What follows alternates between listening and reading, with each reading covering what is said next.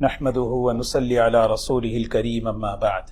عن عبد الله بن عمرو رضي الله عنهما قال قال النبي صلى الله عليه وسلم حوضي مسيرة شهر ماؤه أبيض من اللبن وريحه أطيب من المسك وكيزانه كنجوم السماء من يشرب منها فلا يظمأ أبدا. وعن أنس بن مالك رضي الله عنه قال قال رسول الله صلى الله عليه وسلم إن قدر حوضي كما بين أيلة وصنعاء من اليمن وإن فيه من الأباريق كعدد نجوم السماء.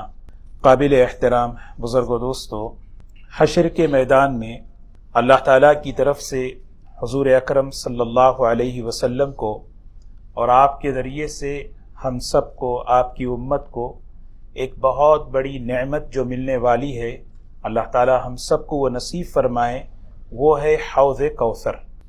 کل ہم نے شفاعت کے بارے میں بات کی۔ حوض، حضور اکرم صلی اللہ علیہ وسلم فرماتے ہیں اللہ تعالیٰ نے ہر نبی کو حوض عطا فرمایا۔ ہر نبی کو حوض اللہ قیامت کے دن دیں گے، اور ہر نبی کی ہر امت اپنے اپنے نبی کے حوض پر آئے گی اور وہاں پانی پیے گی۔ نبی جو ہے پانی پلائیں گے، اور حضور اکرم صلی اللہ علیہ وسلم فرماتے ہیں مجھے جو اللہ تعالیٰ کی طرف سے حوض دیا جانے والا ہے، اس پر جو آنے والے ہیں تمام نبیوں کی امتوں میں سب سے زیادہ میری امت کی تعداد ہوگی۔ سوچیں کتنی بڑی بات ہے۔ مختصر سی زندگی لے کر یہ امت آئی ہے، لیکن حوض کوثر پر سب سے زیادہ کون آنے والے ہیں؟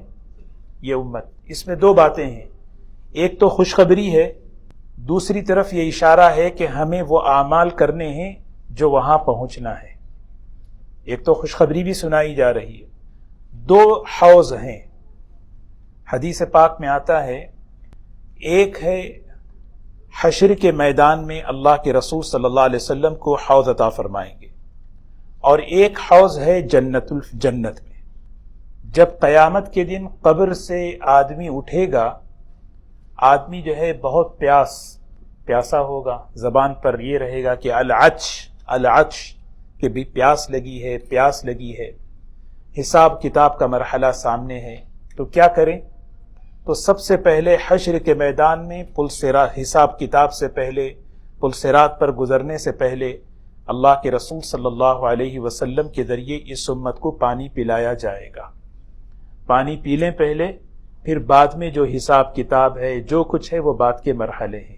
تو سب سے پہلے یہاں ایک مرحلہ ہے۔ اب وہ حدیثیں ہیں، امام بخاری رحمۃ اللہ علیہ ان حدیثوں کو نقل فرما رہے ہیں کہ اللہ کے رسول صلی اللہ علیہ وسلم فرماتے ہیں کہ جب میں معراج کا سفر کر رہا تھا تو اللہ تعالیٰ نے مجھے جنت بتائی، اور جنت میں میں ایک ایسی جگہ سے گزرا جہاں پر ایک نہر میں نے دیکھا۔ وہ کیسی نہر تھی؟ آپ نے اس کو ڈسکرائب کیا، آپ نے اس کو بتایا کہ نہر کیسی تھی۔ فرمایا میں نے دیکھا کہ جنت کے نہر کے دونوں کنارے قبے بنے ہوئے ہیں، قبے جیسے آپ دیکھے ہوں گے لیک کے پاس، تالابوں کے پاس، سمندر کے کنارے بیچ ہاؤس بنے رہتے ہیں، تو ایسے جو ہے نا وہ حوض کوثر کے کنارے جو ہے قبے بنے ہوئے ہیں، بیچ ہاؤس۔ اور کیسے؟ المجوف، موتی کے۔ اور کیسا موتی؟ ایک موتی ہے، اس کو اندر سے کھرید کر ایک محل بنایا ہے، اور ایک جنتی کے لیے ہر قسم کی راحت کی چیزیں اس کے پاس۔ یعنی سوچیں، یعنی کئی موتیوں سے بنایا ہوا نہیں ہے، ایک موتی سے، یعنی 1 پیس ڈائمنڈ، ایک پیس ہے نا، اس سے اللہ تبارک و تعالی جو ہے نا جنتیوں کے لیے قبے بنائے ہیں۔ تو حضور اکرم صلی اللہ علیہ وسلم نے دیکھا، سبحان اللہ، کیا بہترین چیز ہے۔ آپ نے پوچھا جبرائیل یہ کیا ہے، یہ کس کے لیے ہے؟ تو حضور اکرم صلی اللہ علیہ وسلم کے اس فرمانے پر فرمایا، اے اللہ کے رسول صلی اللہ علیہ وسلم، یہ نہر کوثر ہے، اللہ تعالیٰ نے آپ کو عطا فرمائی ہے۔ ایک مرتبہ حضور صلی اللہ علیہ وسلم کی ایک صاحبزادے کا انتقال ہو گیا، بڑا زبردست قریش نے، مشرکین نے اذیت ناک تانا دیا، بس اب ان کی جو ہے جنریشن آگے نہیں چلے گی، یہ ان کی جنریشن ختم تو ان کا مشن ختم، ان کا دین ختم۔ تو اللہ کے رسول صلی اللہ علیہ وسلم کو بڑی تکلیف ہوئی اس چیز سے، تو اللہ تعالیٰ نے فوراً آیت اتاری، انا اعطیناک الکوثر فصل لربک وانحر ان شانئک هو الابتر۔ تو وہ کوثر کیا ہے؟ وہ حوض کوثر ہے۔ جیسے میں نے بتایا کہ ایک تو جنت میں، ایک اور حدیث ہے رسول اللہ صلی اللہ علیہ وسلم فرماتے ہیں کہ اصل جو حوض کوثر ہے وہ جنت میں ہے، وہاں سے حشر کے میدان میں جو حوض ہے وہاں سے جو ہے پائپنگ لگی ہوئی ہے اور پرنالے لگے ہوئے ہیں، اور اس پرنالے سے پانی گر رہا ہوگا، ایک پرنالہ ہوگا سونے کا اور ایک ہوگا چاندی کا، ایسا بہترین پانی گر رہا ہے، اور حضور صلی اللہ علیہ وسلم جو ہے وہاں پر کھڑے ہیں۔ حوض کوثر کی جتنے فضائل ہیں حدیثوں میں ہیں، اس میں جانتے ہیں سب سے بڑی فضیلت کیا ہے؟ سب سے بڑی فضیلت یہ ہے کہ حضور اکرم صلی اللہ علیہ وسلم اپنے نورانی ہاتھوں سے ہمیں پانی پلائیں گے، اس سے بڑی فضیلت نہیں ہو سکتی۔ بڑوں کے ہاتھ سے جو ہے نہیں دال چاول بھی اچھے لگتے ہیں، مجلس ہو بڑوں کی بزرگوں کی، کوئی آدمی پانی پی کے دے دینا زندگی بھر یاد رہتا ہے، فلاں نے ہمیں پانی دیا، فلاں بزرگ نے ہمیں پانی دیا۔ اللہ کے رسول صلی اللہ علیہ وسلم حوض کوثر کی صفات بیان کر رہے ہیں۔ حوض کوثر جس کی مٹی مشک سے زیادہ خوشبودار،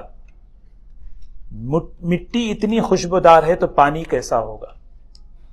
اور فرمایا جو شخص ایک مرتبہ اسے پی لے لا یظمأ ابدا، کبھی اسے پیاس نہیں لگی، کبھی پیاس نہیں لگی، ایسا بہترین۔ ایک روایت میں ہے ابیض من اللبن، دودھ سے زیادہ سفید، برف سے زیادہ سفید، اور شہد سے زیادہ میٹھا۔ ایک اور روایت ہے حضور صلی اللہ علیہ وسلم نے تعارف کرا رہے ہیں حوض کوثر کا، کبھی تم نے دودھ میں شہد کو ملا کے پیا ہے؟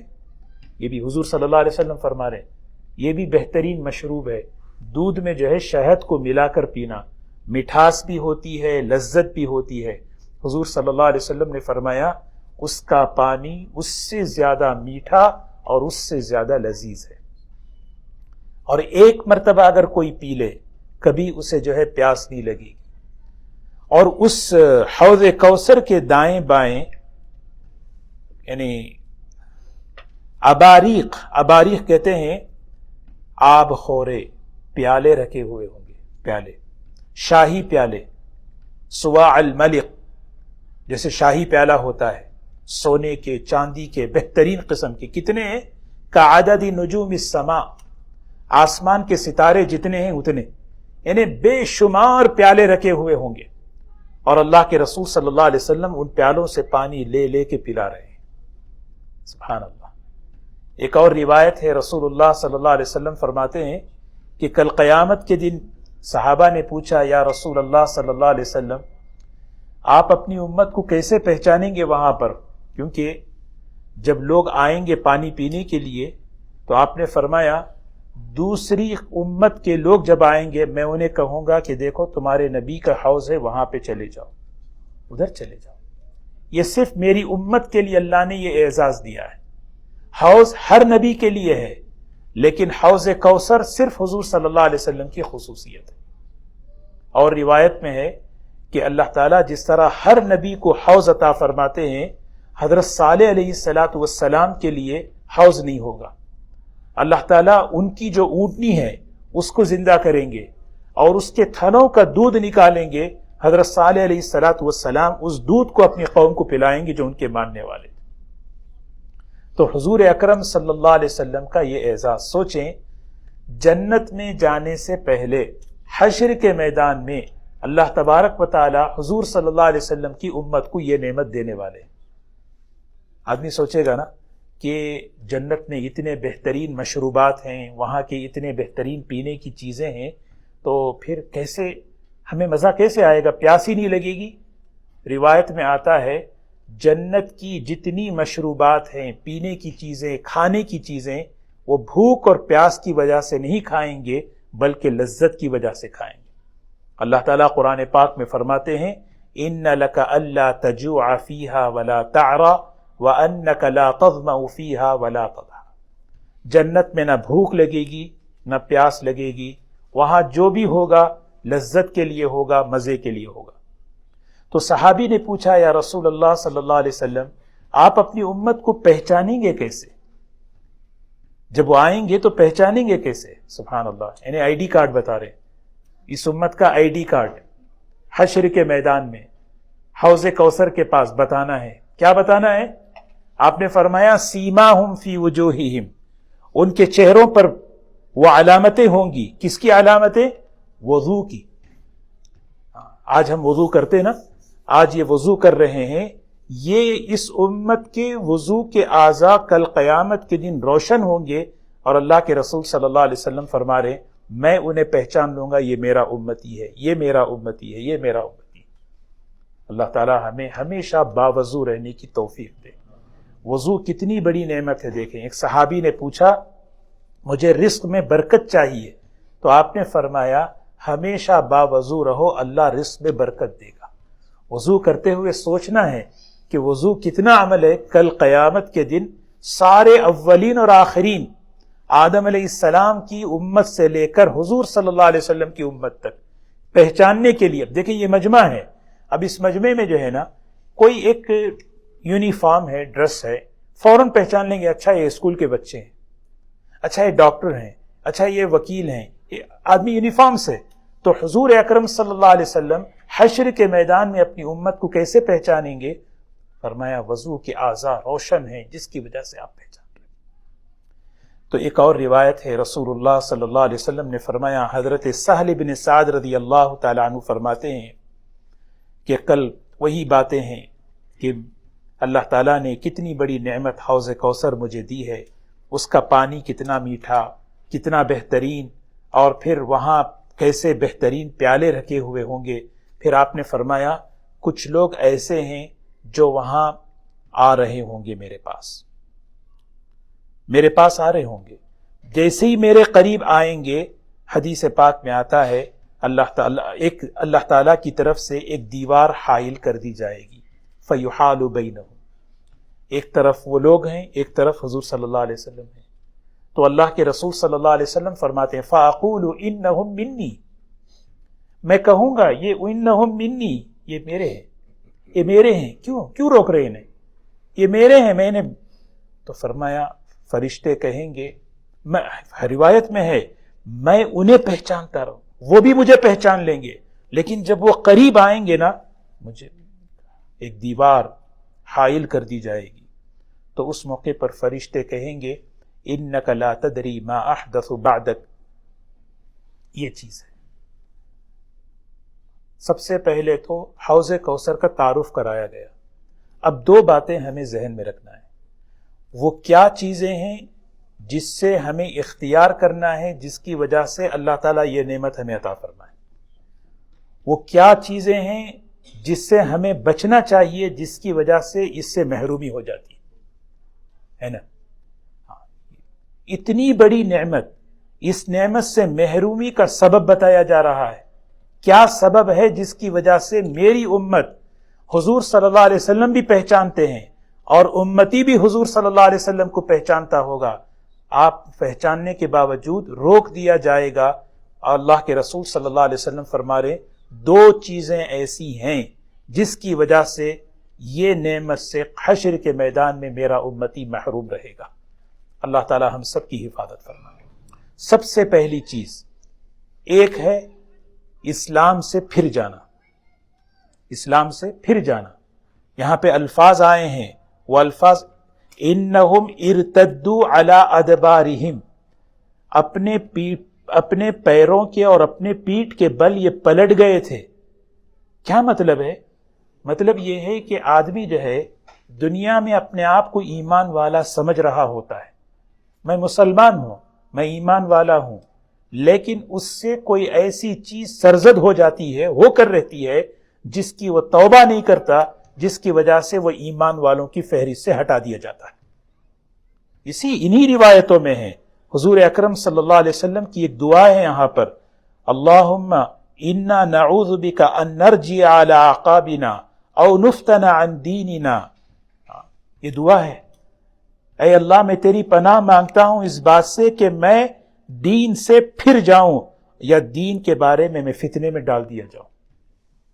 یہ چیز کیا ہے؟ دیکھیں نا، ہم یہ مطلب یہ ہے کہ اللہ نے جو ایمان کی نعمت ہمیں عطا فرمائی، اس ایمان پر جمنا ہے، ہماری تمنا ہوتی ہے، ہماری خواہش ہوتی ہے، ہم دعا بھی کرتے ہیں اے اللہ ایمان پر ہمارا خاتمہ عطا فرما.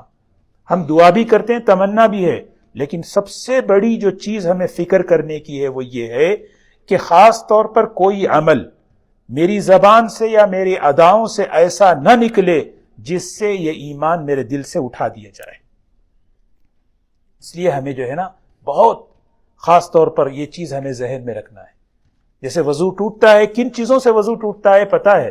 اسی طرح اللہ نے جو ایمان کی نعمت عطا فرمائی، ایمان کو توڑنے والی چیز کیا ہے؟ بعض مرتبہ دین کے عنوان پر ہم بیٹھے بات کرتے ہیں، بات کیا بولیں، بحث کرتے ہیں، اور بحث میں آ کر ہماری زبان سے ایسے جملے نکلتے ہیں جس سے سنت کے بارے میں، دین کے بارے میں استخفاف یا استہزاء، اس کا مذاق اڑایا جاتا ہے یا اس کو ہلکا بتایا جاتا ہے. یہ ایسی چیزیں اللہ تعالی حفاظت فرمائے. یہ چیز سب سے بڑی چیز. دوسری جو خطرناک چیز ہے، حضور اکرم صلی اللہ علیہ وسلم فرماتے ہیں، جانتے ہیں یہ کون لوگ ہیں؟ فَيَقُولُ لَا تَدْرِي، آپ نہیں جانتے ان لوگوں کو، مَا أَحْدَثُوا بَعْدَ ذَلِكَ، مَا أَحْدَثُوا بَعْدَ ذَلِكَ، آپ کے دنیا سے رخصت ہونے کے بعد انہوں نے کیا کیا معلوم؟ انہوں نے آپ کے دین کے اندر نئی نئی چیزیں لا کر دین میں بدعت کو اختیار کر دیا. بدعت سب سے خطرناک چیز ہے. گناہ عملی کوتاہی کا نام ہے. گناہ جو ہے نا عملی کوتاہی کا نام. آدمی عمل میں بگڑا اس لیے گناہ ہو رہا ہے. بدعت عقیدے کی گمراہی کا نام ہے، علمی گمراہی کا نام ہے. اسی لیے گنہگار سے توبہ کی امید ہے، بدعتی سے توبہ کی امید نہیں ہو سکتی. شیطان خوش ہو جاتا ہے کسی کو بدعت پہ لگا کر. اسی لیے جو ہے نا ہمیں بہت آج کل جو ہے نا کیا ہے، دین میں نئی نئی چیزیں لانے کا، نئے نئے طریقے لانے کا، نئی نئی باتیں کرنے کا شوق ہے. یہ وجہ اس کی یہ ہے کہ ہم جو ہے صحابہ سے، سلف صالحین سے اپنے آپ کو ہم کاٹ لیے ہیں. اس کی وجہ سے ہمارا یہ مسئلہ کیا ہے، ہم دین کے اندر ہم بہت معمولی سمجھتے ہیں. حضرت ابو بکر رضی اللہ تعالیٰ عنہ جب خلیفہ بنے، آپ ان کا پہلا خطبہ آپ دیکھیں، سب سے پہلا خطبہ انہوں نے جو دیا اس میں ایک بڑا شاندار جملہ انہوں نے کہا. کیا کہا؟ یا ایھا الناس انی متبع ولست بمبتدع، لوگوں سنو میں اتباع کرنے والا ہوں، ابتداع کرنے والا نہیں. دین اتباع کا نام ہے. دین ابتداع کسے کہتے ہیں؟ دین میں نئی نئی، اب میں آیا ہوں نیا، اب میں نئی نئی چیزیں لاؤں گا جو میری سمجھ میں ہے. نہیں، میں اپنے نبی کی اتباع کرنے والا ہوں. اور حضرت عمر نے بھی یہی فرمایا رضی اللہ تعالیٰ عنہ، فرمانے لگے یہ دو جس راستے پر چلے میں بھی اسی پیچھے راستے پر چلوں گا. اسی لیے بدعت بہت خطرناک چیز. یہ بہت دو چیزیں، ایک ہے زبان سے کوئی کفریہ کلمہ ہمارا نہ نکلے. اس لیے آدمی جانے کہ بھئی کہ وضو توڑنے والی چیزیں سب کو پتہ ہیں. ایمان کو توڑنے والی چیزیں کیا ہیں؟ کیا چیزیں ہیں جس سے ایمان میرا ٹوٹ جاتا ہے؟ حضرت شیخ لکھتے ہیں کہ بعض مرتبہ آدمی اپنے آپ کو زندگی بھر مسلمانوں کی فہرست میں شمار کرتا ہے، کل قیامت کے دن وہ کسی اور فہرست میں ہوتا ہے. اللہ حفاظت. اسی لیے بار بار شرک سے توبہ کرنا، ایمان کی تجدید کرتے رہنا، لا الہ الا اللہ، اس کو کثرت سے پڑھنا تاکہ میرا ایمان ریفریش ہوتا رہے. اور دوسری جو چیز بدعت سے، اسی لیے اللہ کے رسول صلی اللہ علیہ وسلم فرماتے ہیں، دیکھیں بدعتی کیا ہے؟ بدعت سمجھتے ہیں آپ کتنی خطرناک چیز؟ بدعت کرنے والا اصل میں یہ کہہ رہا ہے پس پردہ، اللہ تعالیٰ دین کو انکمپلیٹ کیا ہے، میں کمپلیٹ کروں گا. حضور صلی اللہ علیہ وسلم سے یہ چیزیں مس ہوئی ہیں، میں کروں گا. ابغض الناس الی اللہ ثلاثۃ، جتنے گنہگار ہیں دنیا میں ان میں سب سے زیادہ اللہ کے نزدیک غصہ جو آتا ہے نا، تین لوگوں پہ آتا ہے. ملحد فی الحرم، اور دوسرا وہ شخص ہے جو اللہ نے اسلام کا طریقہ اسے دیا، پھر بھی وہ اللہ کے نبی کے غیر کا طریقہ وہ پسند کرتا ہے. پسند کرنا، مجھے یہ طریقہ پسند، مجھے یہ طریقہ پسند. ایک زمانے میں کیا کہوں، ایک بہت لمبا واقعہ ہے. ایک بہت بڑا ایک آدمی، ہر اعتبار سے اللہ نے ان کو نوازا. ایک جملہ زبان سے نکلا، عیسائیوں کے اندر یہ طریقہ بہت اچھا ہے، بس خاتمہ اس کا جو ہے بگڑ گیا. ہم بعض مرتبہ کہتے ہیں یہ طریقہ ہمارے نبی کا طریقہ سب سے بہتر طریقہ، کمزوری ہو رہی ہے اللہ معاف کرے. سمجھ رہے؟ تو اسی لیے دو چیزیں ہیں. میں نے جیسے عرض کیا، سب سے پہلی چیز حضور صلی اللہ علیہ وسلم نے حوض کوثر کا تعارف کرا دیا. دوسرا فرمایا دیکھو دو چیزوں سے اپنے آپ کو بچاؤ. ایک، اپنے ایمان پر ثابت قدم رہنا، اپنے ایمان پر ثابت قدم رہنا. کوئی ایسا عمل، کوئی ایسا بول اپنی زبان سے نہ نکالنا جس کی وجہ سے ایمان ہمارا ٹوٹ جائے اور ہم ایمان کے ہمارے زندگیوں سے نکل جائے. دوسری جو چیز ہے وہ ہے بدعت، وہ ہے بدعت. ہاں، ہمیشہ بدعت سے بالکل ہمیشہ دور رہنا، بدعت سے بالکل دور رہنا. اللہ ہم سب کی حفاظت فرمائے. آخری بات، وہ کیا اعمال ہیں جس سے یہ حوض کوثر کی نعمت ہمیں ملتی ہے؟ بلکہ یوں کہیں اللہ تعالیٰ تو پوری امت کو یہ نعمت دیں گے انشاءاللہ.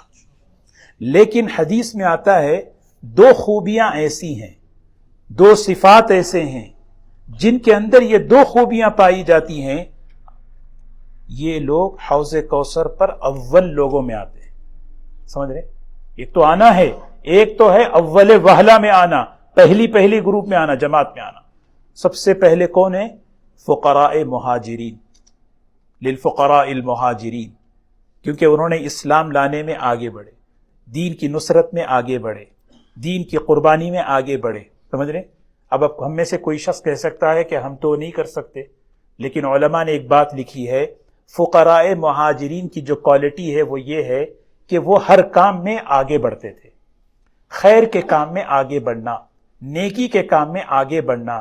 جب یہ صفت ہوتی ہے، اللہ تعالیٰ حشر کے میدان میں حضور اکرم صلی اللہ علیہ وسلم کے نورانی مبارک ہاتھوں سے پانی ہمیں پہلے مرحلے میں پلائیں گے انشاءاللہ. دوسری جو خوبی ہے، حدیث پاک میں آتا ہے، یہ بہت سوچنے کی ہے، وہ لوگ جو اللہ کے بندوں کا حق برابر ادا کرتے ہیں. حق ادا کرنا برابر، لیکن حق وصول کرنے میں درگزر کرنا، یہ سب سے بڑی خوبی ہے. حق وصول کرنے میں آدمی کیا کرے؟ نظر انداز کرے. کیوں؟ آج سارا مسئلہ کیا ہے؟ بولے وصول کرنے میں بہت سخت، دینے کے معاملے میں بہت ڈھیلا. اس کو پلٹ دیں. اللہ تبارک و تعالی حشر کے میدان میں یہ نعمت دیں گے اس شخص کو جس کے اندر یہ خوبی ہے، جو حق میرے ذمے ہے وہ حق میں ادا کروں، اور جہاں حق لینے کا مطالبہ آئے گا میں نظر انداز کروں، درگزر کروں. اللہ تعالی ہمیں توفیق عطا فرمائے. آخری ایک بات عرض کروں. ایک مرتبہ حضور صلی اللہ علیہ وسلم نے ایک فرد کو اور ایک جماعت کو، دونوں کو الگ الگ طور پہ کہا. سب سے پہلے آپ نے ایک مرتبہ فرد کو کہا. فرد سمجھتے ہیں؟ Individual person.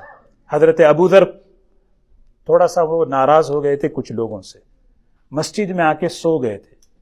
حضور صلی اللہ علیہ وسلم کو پتا چلا کہ ابوذر کو کسی معاملے میں کچھ تکلیف ہوئی ہے، وہ ناراض ہو کر مسجد میں آ کے سو گئے. تو آپ تشریف لائے مسجد. فرمایا ابوذر کیا ہوگا تمہارا حال میرے بعد؟ مدینے والے تمہیں جو ہے نا بہت تنگ کریں گے، بہت تنگ کریں گے. تو فرمانے لگے میں ملک شام چلا جاؤں گا، وہ انبیاء کی سرزمین ہے. اچھا پھر کیا ہوگا؟ وہاں کے لوگ پھر تمہیں تنگ کریں گے. تو کہنے لگے کہ یا رسول اللہ صلی اللہ علیہ وسلم میں دوبارہ مدینہ آ جاؤں گا. اچھا تو پھر دوبارہ مدینے والے ستائیں گے، کیا کرو گے؟ تو فرمانے لگے اے اللہ کے رسول صلی اللہ علیہ وسلم، اب میں تلوار لے کے مقابلہ کروں گا، یہ تو صحیح تھوڑی ہے. آپ نے فرمایا ابوذر صبر کرتے رہو، برداشت کرتے رہو، حوض کوثر پہ آ کے ملاقات کر لینا، اس کا بدلہ وہاں میں تمہیں دوں گا. یہ ہمیں بتا رہے، یہ ہمیں بتا رہے لوگوں کے درمیان کس طرح رہنا، برداشت کرتے رہو، جھیلتے رہو، صبر کرتے رہو، کام کرتے رہو، اور بدلہ کہاں لے لینا؟ حوض کوثر پر آ کے لے لینا۔ یہی جملہ آپ نے ایک پوری جماعت کو کہا، وہ جماعت انصار مدینہ تھی۔ جب حضور صلی اللہ علیہ وسلم اور صحابہ مدینہ آئے تو انصار نے بہت آگے بڑھ کے ان کی نصرت کی تھی، بہت۔ تو آپ نے فرمایا یا معشر الانصار، اے انصاریو، ایک وقت ایسا آئے گا ستجدون اثرتا شدیدتا علیکم، بعض چیزیں تم ڈیزرو کرتے ہو، تمہارا حق ہے، لیکن ایک وقت ایسا آئے گا لوگ تمہارا حق تم سے چھین لیں گے اور کسی اور کو دیں گے، تمہیں پیچھے کر دیں گے۔ کیا کرو گے تم؟ ایک چیز ہے، آپ اس کے ڈیزرو ہیں، آپ اس کا حق ہے آپ کو، لیکن ہوگا زمانہ۔ یہ کیوں بتا رہے ہیں؟ بتائیں، یہ اس لیے فرما رہے ہیں، دیکھو ہمیشہ معاشرے کو، ماحول کو ہمیشہ جوڑ کے رکھو، ہمیشہ جوڑ کے رکھو، کیونکہ معاشرہ، ماحول سلامت رہے گا تو دین بھی سلامت رہے گا، دینداری بھی سلامت رہے گی، ہر چیز سکون سے ہوگا۔ جب معاشرہ ٹوٹے گا، معاشرہ بکھرے گا، اختلاف سے، جھگڑوں سے، پھر جو بربادیاں آئیں گی، بڑے بڑوں کے ہوتے ہوئے بھی کوئی فرق نہیں پڑے گا۔ یہ حضور صلی اللہ علیہ وسلم خاص طور پر نصیحت کر رہے ہیں۔ ایک کام ہمیشہ کرنا، معاشرے کو کبھی ٹوٹنے نہیں دینا، بکھرنے نہیں دینا۔ جب یہ بکھرے گا نا، پھر اس کے بعد کوئی فائدہ نہیں، ہوں گے بہت لوگ، ہوں گے کچھ کوئی برکت نہیں ہوگی، اللہ کی برکت اٹھا لی جائے گی۔ تو حضور صلی اللہ علیہ وسلم نے فرمایا ایسا ایک وقت آئے گا، بعض چیزوں کے تم اہل ہوں گے، تمہارا حق ہوگا، وہ حق تم سے لے لیا جائے گا، تمہیں نہیں دیں گے، پیچھے کر دیں گے تمہیں۔ کیا کرو گے تم؟ تو انصار مدینہ نے یہی جواب دیا ایگزیکٹلی، نحمل السیوف حتی ناخذ حقنا، تلوار اٹھا کے اپنا حق وصول کریں گے، تلوار اٹھا کے اپنا حق وصول کریں گے۔ آپ نے فرمایا اولا ادلکم افضل من ذالک، اس سے اچھا آپشن میں بتاؤں، اس سے اچھی چیز بتاؤں؟ تو انصار مدینہ کہنے لگے بتائیے یا رسول اللہ صلی اللہ علیہ وسلم، اصبروا حتی تلقونی علی الحوض، خاموش رہو، برداشت کر لو، جھیل لو، حوض کوثر پر آ کر مجھ سے مل لو، میں تمہیں اللہ سے وہ بدلہ دلا دوں گا۔ دوستو یہ نعمتیں جو ہے نا ہمیشہ رہنے والی، باقی رہنے والی، دنیا کی چیزیں ختم ہونے والی ہیں۔ اللہ تعالی ہمیں ان نعمتوں کو لینے والا بنائے۔ اللہ تعالی ہمیں حضور اکرم صلی اللہ علیہ وسلم کے مبارک نورانی ہاتھوں سے آب کوثر ہم سب کو نصیب فرمائے۔